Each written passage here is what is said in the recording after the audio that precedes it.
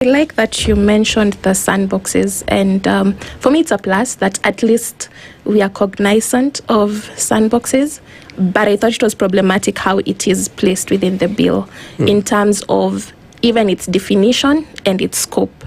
If we are going to be looking at sandboxes, it makes sense to look at it in its best way, so that we are not using it as like a stifling tool, right?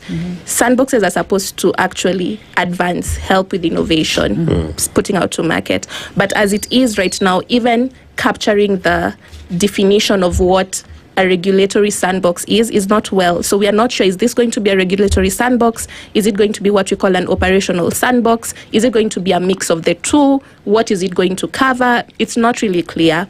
And in practice, like you said, I really like that you mentioned, we have ministries and agencies already doing this. The Communications Authority has an ICT regulatory sandbox, doing really great things, even with AI, right? CMA has a regulatory sandbox which can capture the element of competition and consumer protection. So how about, like, the main question I have about this bill is this the best way to do the things we are trying to do?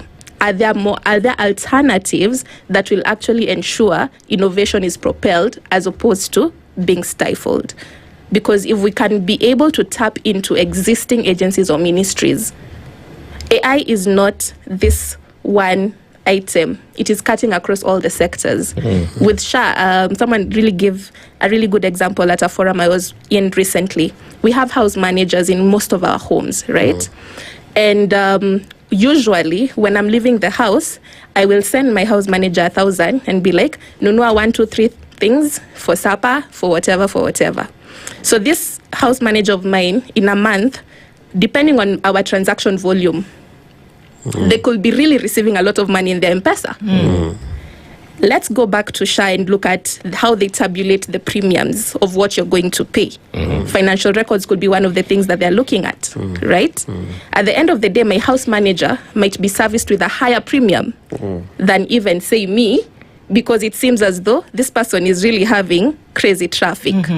Those are the specific contexts we need to highlight, and you can't capture all of that in this document. It makes more sense to be like, health ministry, let's unpack AI under the healthcare sector. Let's look at AI under agriculture, etc., etc.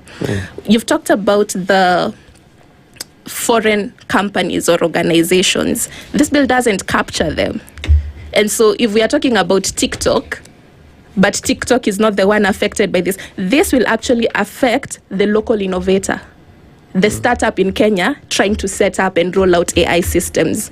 They're the ones who are going to have added bureaucracies. It is not going to be that foreign company who will actually be like, I don't operate in Kenya. If you look at the EU AI Act, the penalty is currently at 35 million euros or 7% turnover. Ours is 5 million, guys.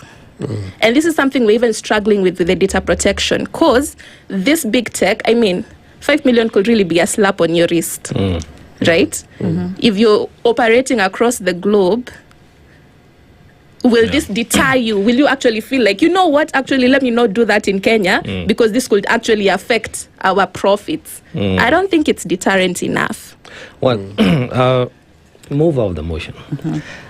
The concerns the Wakili is raising, I think in my imagination, as you develop a bill, you'd have to benchmark on the existing laws.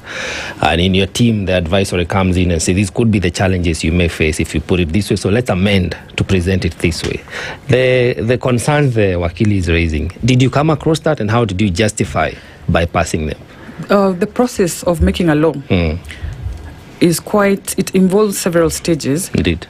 It will go to the committee first, which is the pre-publication scrutiny. Then it goes for publication. It will come for first reading and second reading, where we have debate. There's going to be public participation. You see, as the mover of the motion, I have an idea of what I want to achieve. I want to protect jobs. I want to protect individuals. I want to ensure we enhance AI and maximize it for Kenya in all aspects, in education, in our governance, and other areas where we can benefit from AI. But at the same time, I'm not an AI expert. Okay, the drafters of this bill are lawyers at the Senate, because that's what we do. But then at the public participation stage, we will need all this input from experts in this field. And that's why it's called stakeholder engagement as well, because they are the stakeholders, they are the AI users. So we have this proposal, which is to create and have a framework, a legal framework in the country for AI, and create this office of the commissioner and his committee that is multi-sectoral, representing the public sector, the private sector, and some stakeholders from the county government and national government. But we will need you at the public participation stage to enrich the bill. And then it will come again to the committee. We will, in the IT committee, which I happen not to be a member, but I will have to sit in that when we are taking all the public input and all the stakeholder input and enrich the bill to make sure that we encompass the international best practice and any other area that is left out practically, because there are things that are happening in other countries or other parts of the world that we are not yet able to bring on board here. And if you look at the bill, there's a provision that this law will be reviewed after every 3 years. As AI grows, as it affects our lives in different ways, the law will be reviewed.